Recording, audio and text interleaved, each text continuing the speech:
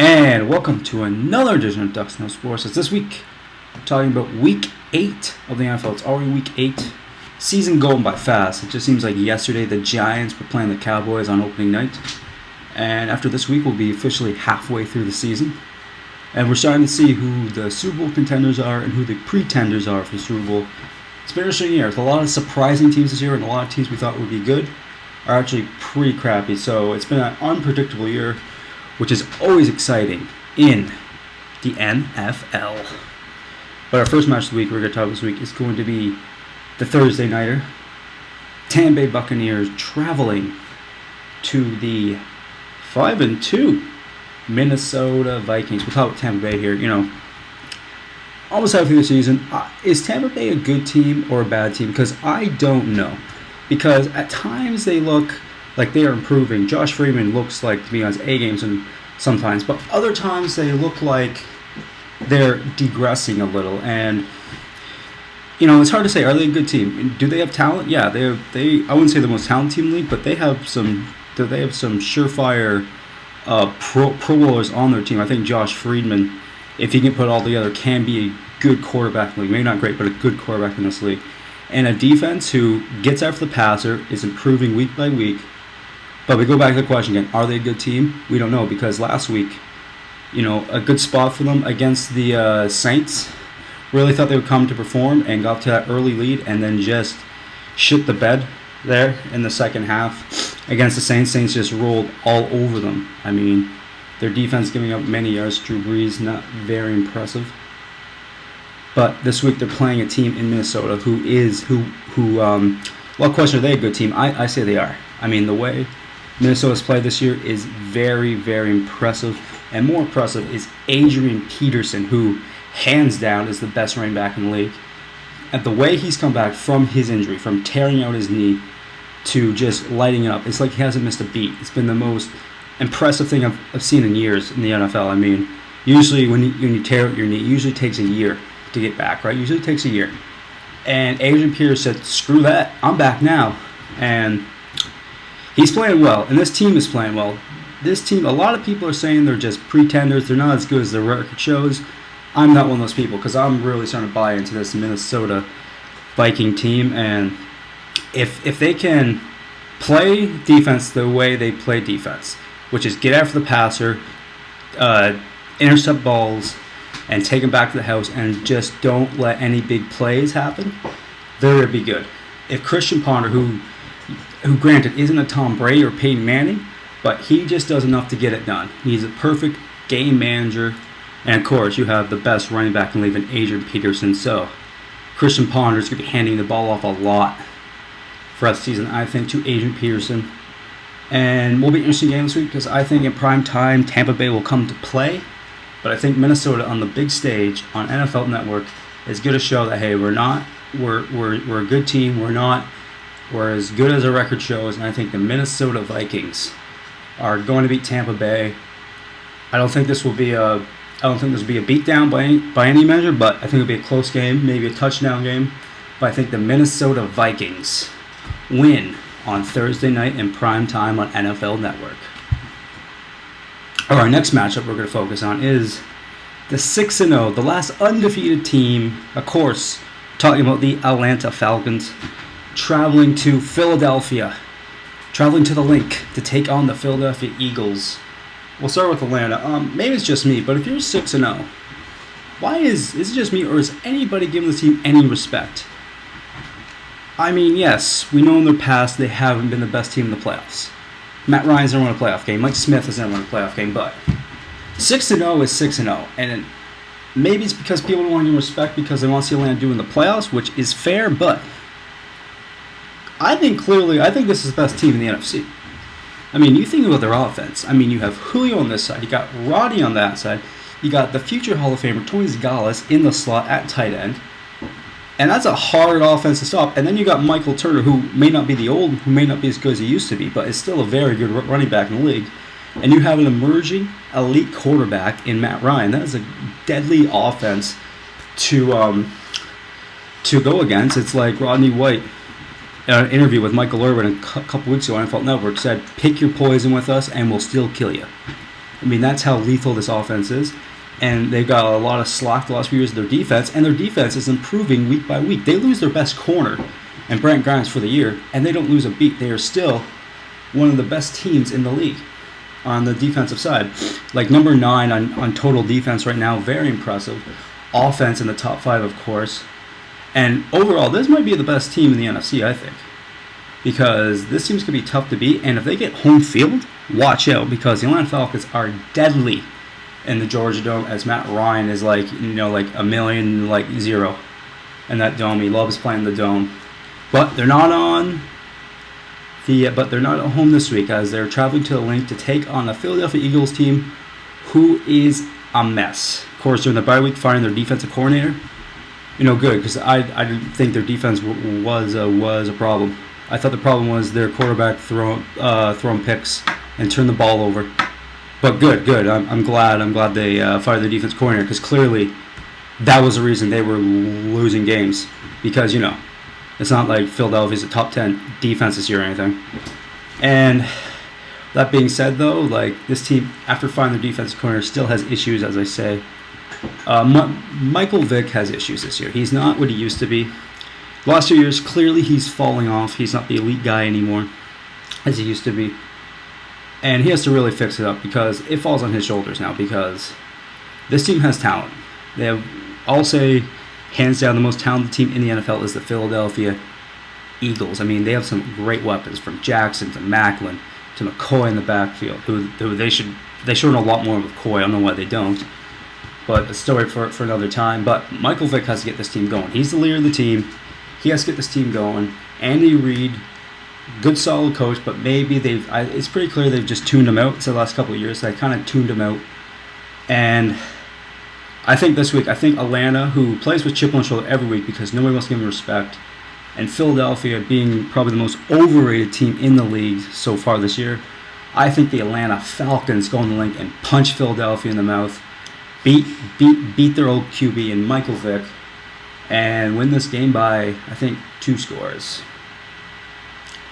Okay, our next matchup, the Sunday Nighter, under the big lights with Al Michaels and Chris Collinsworth.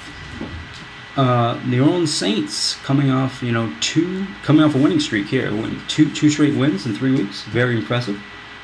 Traveling to Denver, of course, a couple weeks ago, that massive comeback by Peyton Manning and the Denver Broncos on Monday night, very, very impressive. Let's start with New Orleans. New Orleans is starting to win games now. New Orleans is, and if New Orleans gets in the playoffs, who wants to play New Orleans? Because I sure wouldn't. The way they can score, I mean, Drew Brees showing why he is still one of the best QBs in the league, and some of the best weapons still. Like, remember, this team put out record numbers last year, and let's not forget that. And I think New Orleans Saints are back. I mean, now Joe Vitt's the coach, and this team has an uphill battle because they're 2-4. They have to really put a lot of wins together right now. Can they do it? I think they can. I mean, very impressive, but this team still has issues. It's not all sunny right now in New Orleans, as their defense is just god-awful. I mean, they give up big play after big play after big play. It's really starting to alarm me. And I think they're playing a team this week, the Denver Broncos, who Peyton Manning, maybe it's just me, but Peyton Manning looks to be back. Of course, suffering that bad neck injury, missed all of last year, and coming off to a rocky start this year. But as we saw with their schedule, their first part of their schedule was very front-loaded, a lot of good teams, but now they start to play some lesser teams. I'm not saying Saints are lesser teams, they're playing well, but after this they get a lot of bad teams, like the Raiders and so forth. And I think Denver can really go on a run here, and clearly in this division, the West, it's pretty clear Denver is the only really good team in this division. I mean, with the Chiefs, who aren't going to make the playoffs, the Raiders, who suck, and the Chargers, who aren't as good as we thought they were, as they were exposed by the Broncos a couple of Monday nights ago. And that's why I think Denver is they're on a roll right now, prime time. Peyton Manning's going to play well, as he always does in prime time. I think this Denver Bronco team will be ready to play. I think the Denver Broncos beat the New Orleans Saints on Sunday night. The fourth matchup we're going to look at is the Monday Nighter, the San Francisco 49ers, traveling to Arizona, who has fallen and cannot get up. Start with San Francisco. Here's the game last week. They played a pretty good Seattle team, and they almost lost that game. I mean, San Francisco, a lot of people say they're the best team in the NFC. I disagree with that. I don't think they are the best team in the NFC. I mean, they have a great defense, but it's pretty clear when this team gets behind the 8 ball, they are not a good team. They're not confident in Alex Smith. Alex Smith cannot lead this team back. Because if I'm playing the San Francisco 49ers, I would just strike early. I would try to get up by a touchdown, maybe two touchdowns in the first quarter, and I would know the game would be over. Because I do not have confidence in Alex Smith to lead team, and I don't think the 49ers believe Alex Smith is the guy to lead them back in games. I think that's why they really tried really hard to get Peyton Manning in the offseason. And this is a good team. This is a Super Bowl caliber team, but everything has to be working for them to win games, and I just don't think in the long run that's good news for 49ers, because every other elite team in this league has a quarterback who you believe when they get down still has a chance to come back. Like, you think the Patriots, are freaked out if they're down by a couple scores? I don't think so. And for a team, I think just continuing just to run the ball, which they've kind of got away from a little bit this year, but the last couple of games kind of gone back to more Frank Gore running the ball because they got all those weapons in the offseason, so obviously you want to use them. But I think they have to still be who they are, which is a running team.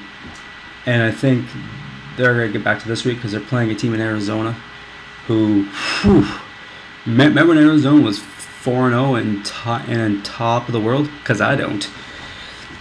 The Arizona Cardinals, of course, losing Kevin Colbert a few weeks, gone back to John Skelton, and he did not play well last week at all. I mean, Arizona Cardinals not playing well right now. Nothing's really clicking for them. Their defense, which seemed to be one of their stronger points of the team at the start of the year, has fallen off, no doubt. And I believe Arizona's in for a tough sledding this week because I think the 49ers team, who, again, on primetime will want to prove that they're a good team, in Arizona, not an easy place to play, but I think the 49ers will pack that defense, bring the running game. I think the San Francisco 49ers beat the Arizona Cardinals in primetime on Monday night by, I'll say this is a beatdown. I think they win by 3 or 4 scores. I mean, I think it's going to be a lopsided game because I think 49ers are just that much better than Arizona. All right, our rest of the games of the week.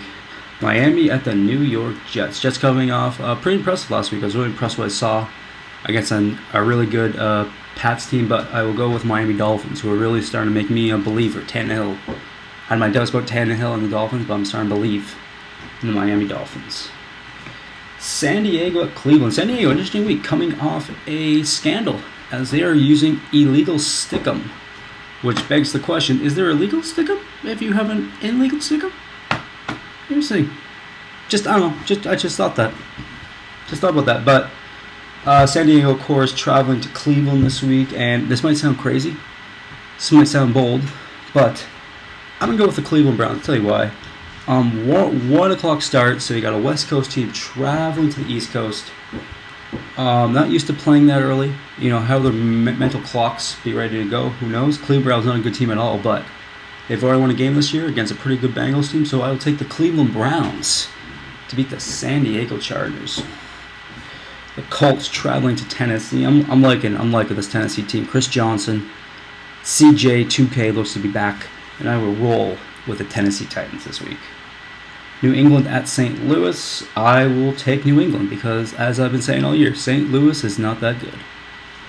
Jacksonville at Green Bay. Jacksonville, of course, losing Maurice Jones-Drew next few weeks, and they're starting quarterback Gabbert for a few weeks, so I'm going to go with the Green Bay Packers. The Redskins at Pittsburgh. Tough one. RG3 is slowly turning down one of my favorite players to watch in the NFL, but I will go with the proven team. I will go with the Pittsburgh Steelers over the Washington Redskins. Seattle at Detroit. Tough one. Again, a West Coast team traveling to the East Coast. 1 o'clock start, but there's just something wrong in Detroit. I don't know what it is. There's just something not clicking right now in Detroit. And I think Seattle's going to pack that defense, bring the running game, and I believe the Seattle Seahawks will beat the Detroit Lions on Sunday.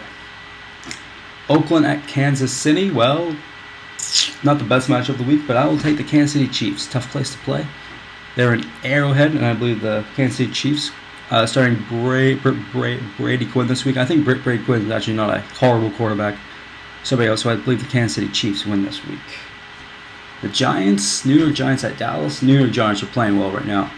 They might be the best team in the NFC right now. That's how well they're playing. So I'll take the Giants to go in to Dallas and beat the Cowboys. And our final game, Carolina at Chicago. Well, like I said last week, if I am not taking Carolina or Cam Newton for the rest of the year, and I think the Chicago Bears improved to 6-1 on the year and beat the Carolina Panthers in Chicago. But remember, keep track of my picks because last week I had a great bounce back week last week as I went 10-3. Very good week to bring my overall record for the year to 63-41. Really impressive. Starting to put some wins together now, so it's all looking good. But till next time, I'm Aaron Dutcher saying I'm Ducks, and I know sports. Kind of.